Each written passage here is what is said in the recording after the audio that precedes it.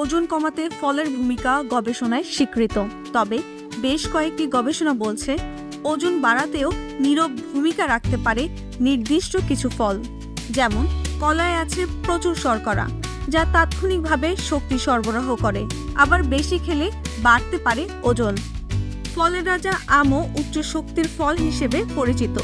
এতে আছে প্রাকৃতিক শর্করা ও ক্যালোরি। অতিরিক্ত আম খেলে ওজন বাড়ার ঝুঁকিও উপেক্ষা করা যায় না।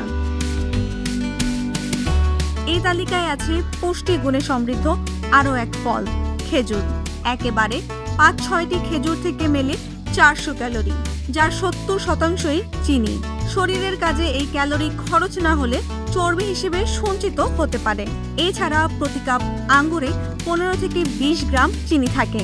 তবে অতিরিক্ত আঙ্গুর খেলে রক্তের শর্করার পরিমাণ বেড়ে যেতে পারে, শরীরে চর্বি জমা হওয়ার আশঙ্কা থাকে।